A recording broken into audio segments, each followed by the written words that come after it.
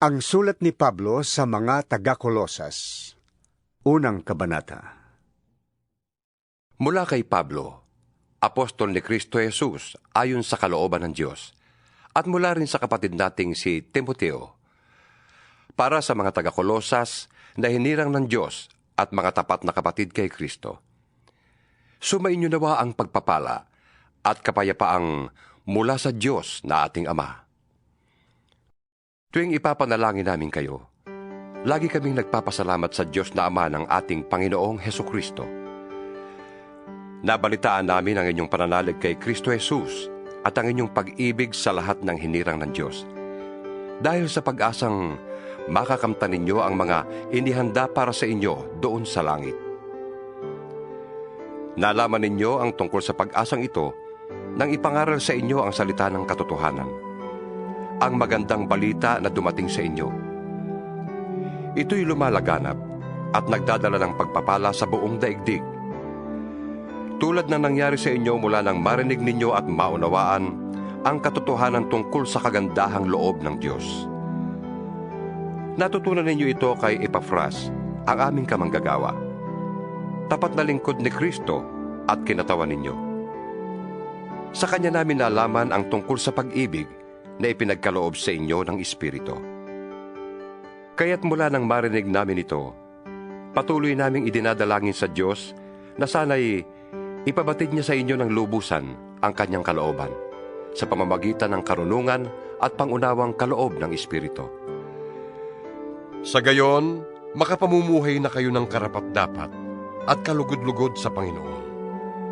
Sasagana sa lahat ng uri ng mabubuting gawa at lalawak ang inyong pagkakilala sa Diyos.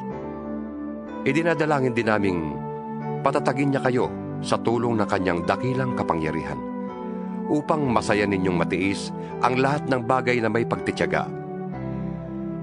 Lagi kayong magpasalamat sa Ama sapagkat minarapat niyang makabahagi kayo sa mga pangako ng Diyos para sa mga hinirang na nasa liwanag. Iniligtas niya tayo sa kapangyarihan ng kadiliman at inilipat sa kaharian ng kanyang minamahal na anak, na nagpalaya at nagdulot sa atin ng kapatawaran sa ating mga kasalanan. Si Kristo ang larawan ng Diyos na di nakikita, at siya ang may kapangyarihan sa lahat ng nilikha. Sapagkat sa pamamagitan niya ay nilikha ang lahat ng nasa langit at nasa lupa, nakikita man o hindi. Pati ang mga espiritual na kapangyarihan, paghahari, pamamahala, at pamumuno. Ang lahat ay nilikha ng Diyos sa pamamagitan niya at para sa Kanya. Siya ang una sa lahat, at ang buong sansinukob ay nananatiling nasa kaayusan sa pamamagitan niya. Siya ang ulo ng iglesia na Kanyang katawan. Siya ang simula, ang panganay na anak, ang unang nabuhay na muli upang maging pinakadakila sa lahat. Minarapat ng Diyos na ang buo niyang kalikasan ay manatili sa anak. At inibig niyang ang sandaigdigan ay makipagkasundo sa Kanya sa pamamagitan ng anak. Sa pamamagitan ng dugo ng Kanyang anak, nagkasundo nga ang Diyos at ang lahat ng nilikha, maging sa langit at sa lupa. Dati, kayo'y malayo sa Diyos at naging kaaway niya dahil sa inyong kasamaan. Ngunit sa pamamagitan ng pagkamatay ni Kristo, kayo ay ginawang kaibigan ng Diyos. Nang sa gayon, ay maiharap niya kayong banal, walang kapintasan at walang dungis. Subalit, kailangan ninyong manatiling tapat at matatag sa inyong pananampalataya at huwag bayaang mawala ang pag-asang dulot ng magandang balita na inyong narinig. Niloob ng Diyos na akong si Pablo ay maging tagapangaral ng magandang balitang ito na ipinahayag sa lahat ng tao sa buong daigdig.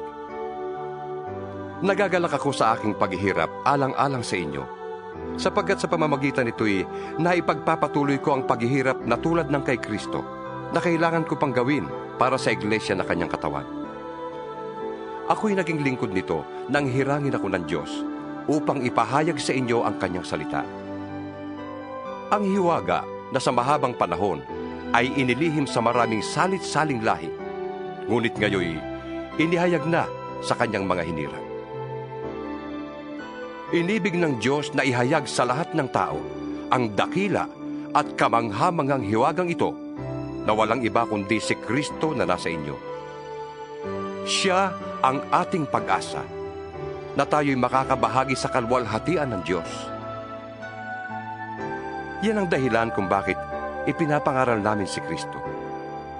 Ang lahat ay aming pinapaalalahanan at tinuturuan ng may buong kaalaman upang maiharap namin sa Diyos ang bawat isa ng ganap at walang kapintasan dahil sa kanilang pakikipag-isa kay Kristo. Ito ang aking pinagsisikapang matupad sa pamamagitan ng kapangyarihang kaloob sa akin ni Kristo. Ikalawang Kabanata. Ibig kong malaman ninyo kung gaano kalaki ang pagsisikap ko para sa inyo. Gayon din, para sa mga taga-Laodicea at sa lahat ng hindi pa nakakakita sa akin ng personal. Ginagawa ko ito upang palakasin ang kanilang loob at upang mabuklod sila sa pag-ibig. Sa gayon, magkaroon sila ng ganap na pagkaunawa na bunga ng tunay na pagkakilala kay Kristo, na siyang hiwaga ng Diyos. Sa pamamagitan niya, nahahayag ang lahat ng karunungan at kaalaman ng Diyos. Sinasabi ko ito upang hindi kayo mailigaw ni numan sa pamamagitan ng mga pananalitang mapanghikayat. Kahit na wala ako riyan, kasama naman ninyo ako sa Espiritu. At ako'y nagagalak sa inyong maayos na pamumuhay at matibay na pananalig kay Kristo. Yamang tinanggap na ninyo si Kristo Jesus bilang Panginoon. Mamuhay kayo sa paraang karapat-dapat sa Kanya. Magpakatatag kayo at patuloy na lumago sa pagkakilala sa Kanya. Magpakatibay kayo sa pananampalatayang itinuro sa inyo, at lagi kayong magpasalamat sa Diyos. Mag-ingat kayo upang hindi kayo mabihag ninuman sa pamamagitan ng walang kabuluhan at madayang turo na hindi kay Kristo nagmula, kundi sa mga tradisyon ng mga tao at sa mga alituntunin ng mundong ito. Sapagkat taglay ni Kristo sa kanyang katawang tao ang kalikasan ng Diyos.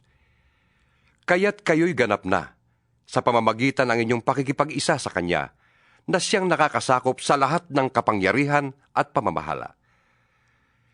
Sa pamamagitan din ni Kristo, kayo'y tinuli hindi ayon sa laman.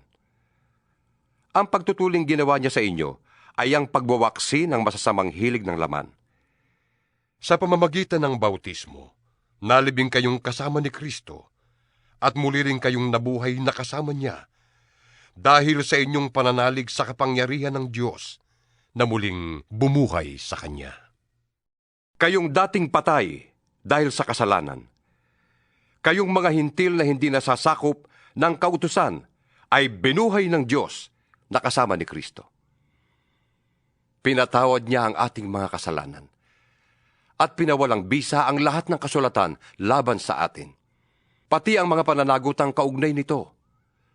Pinawi niya ang lahat ng ito nang ipako siya sa krus. Sa pamamagitan ng kanyang kamatayan sa krus, nilupig niya ang mga pinuno at kapangyarihan ng sanlibutan. Ang mga ito'y parang mga bihag na kanyang ipinarada sa madla bilang katunayan ng kanyang pagtatagumpay.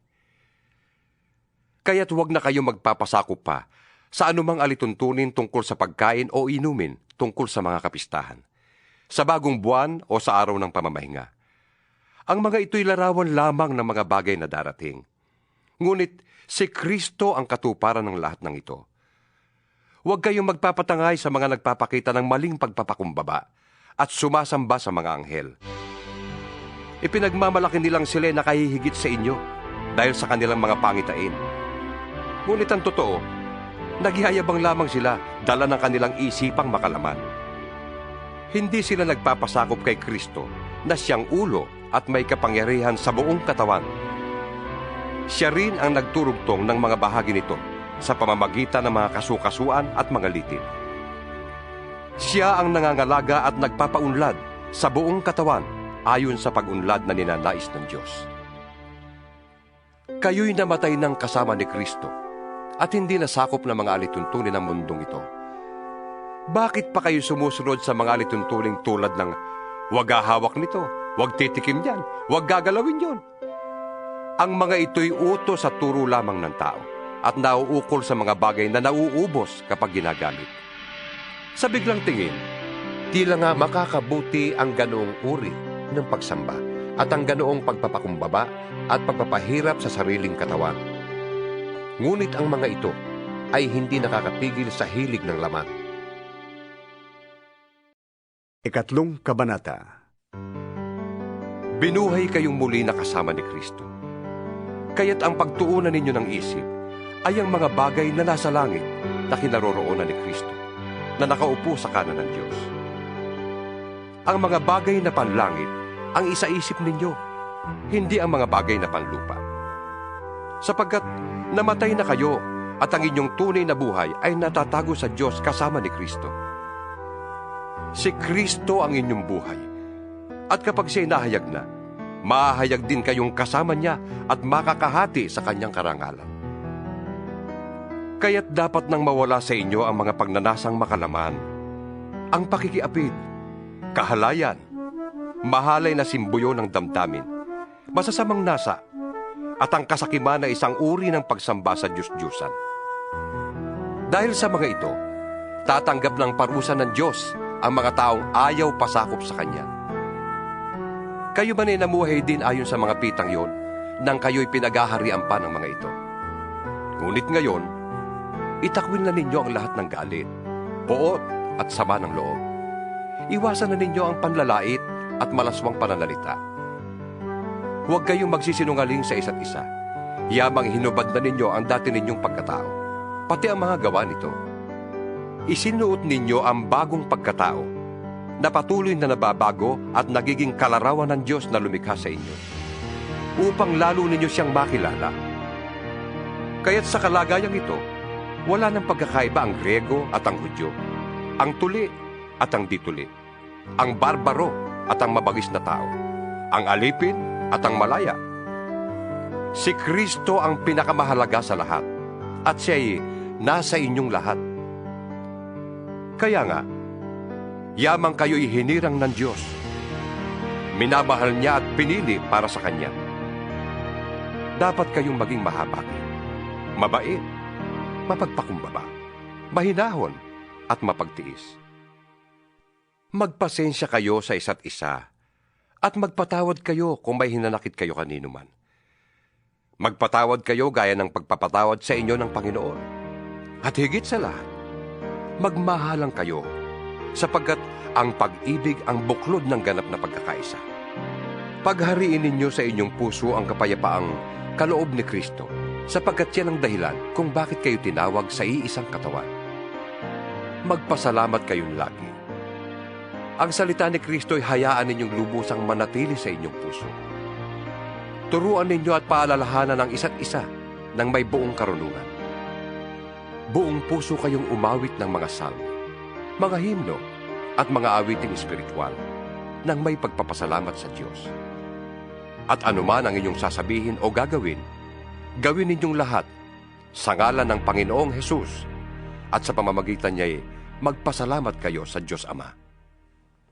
Mga babae, pasakop kayo sa inyong asawa, sapagkat yan ang kalooban ng Panginoon. Mga lalaki, ibigin ninyo ang inyong asawa, at huwag kayong maging malupit sa kanila. Mga anak, sundin ninyong lagi ang inyong mga magulang, sapagkat iyan ang nakalulugod sa Panginoon. Mga magulang, huwag ninyong pagagalitan ng labis ang inyong mga anak, at baka masiraan sila ng loob. Mga alipin, sa lahat ng bagay ay sundin ninyo ang inyong mga amo. May nakakakita man o wala, maglingkod kayo, hindi upang kalugdan ng mga tao, kundi dahil sa kayo'y talagang tapat at may takot sa Panginoon. Ano man ang inyong ginagawa, gawin ninyo ng buong puso na parang sa Panginoon kayo naglilingkod at hindi sa tao. Sapagkat si Kristo ang Panginoong pinaglilingkuran ninyo, at alalahanin ninyong pagkakalooban kayo ng Panginoon ng gantimpalang inilaan niya para sa inyo. Ang makasalanan naman ay parurusahan niya sa kanilang kasalanan, sapagkat ang Diyos ay walang kinikilingan. Ika-4 na kabanata. Mga amo, maging mabuti kayo at makatarungan sa mga naglilingkod sa inyo. Alalahanin ninyong kayo man ay may Panginoon sa langit. Maging matyaga kayo sa pananalangin. Laging handa at nagpapasalamat sa Diyos. Idalangin din ninyong sa tulong ng Diyos ay maipangaral namin ang kanyang salita at maipahayag ang hiwaga ni Kristo ang sanhi ng pagkakabilanggo ko ngayon. Ipanalangin ninyong maipahayag ko ito ng buong linaw, gaya ng nararapat. Maging matalino kayo sa pakikitungo sa mga hindi nananampalataya at samantalahin ninyo ang bawat pagkakataon. Sikapin ninyong laging maging kaaya-aya at kapakipakinabang ang inyong pananalita sa kanila. At matuto kayong sumagot ng tama sa sino mang nagtatanong. Si Tikiko ang magbabalita sa inyo tungkol sa kalagayan ko rito. Siya ay minamahal naming kapatid, tapat na lingkod at kamanggagawa sa Panginoon. Pinapunta ko siya riyan para malaman ninyo ang aming kalagayan. Nang sa gayon ay lumakas ang inyong loob.